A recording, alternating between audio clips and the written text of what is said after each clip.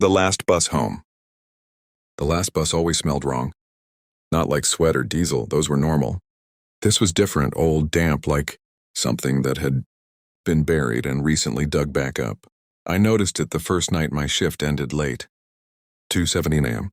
The bus stop was empty, the street lights flickering like they were struggling to stay awake.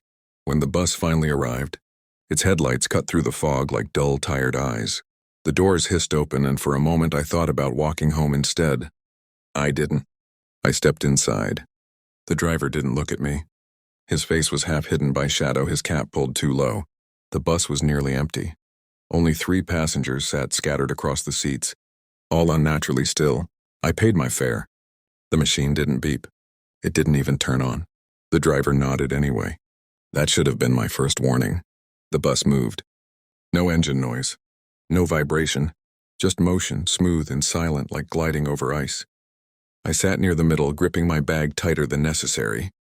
The windows showed the city outside, but something was wrong. Streets I recognized stretched too long. Turns happened where no turns existed.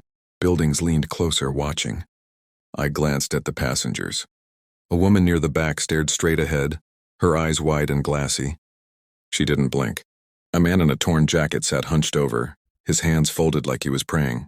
And a boy, no older than 10, sat near the front, feet not even touching the floor. The boy slowly turned his head toward me. His mouth opened. Nothing came out. Then I heard it, a whisper brushing against my ear. "You shouldn't be here." I spun around. No one was behind me. The temperature dropped. My breath fogged the air, even though it was summer.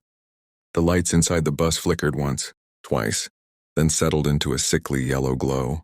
The boy stood up. The bus didn't slow. He walked down the aisle, his movements jerky like a broken puppet. When he stopped beside me, I saw his face clearly. His eyes were wrong. "Too dark, too deep. Is this your stop?" he asked. His voice didn't sound like a child's. It sounded layered, many voices speaking at once. I don't know," I said. He smiled. His teeth were far too many. The bus suddenly stopped. Outside the window was nothing but darkness. No road, no buildings, just an endless black void pulsing like it was alive. The doors opened. Cold poured in. The woman at the back stood and walked off the bus. The moment she crossed the threshold, her body collapsed inward, folding like paper, pulled screaming into the dark. The man followed. He didn't scream. He looked relieved.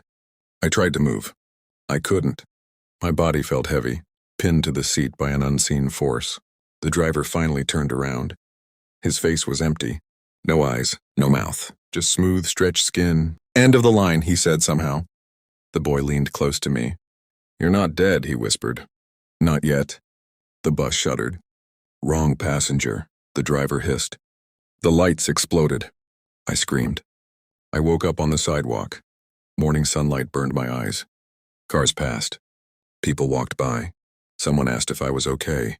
I told them I must have fainted. There was no bus, no driver, no passengers. But when I stood up, something fell from my pocket. A bus ticket. Cold, damp, stamped with today's date.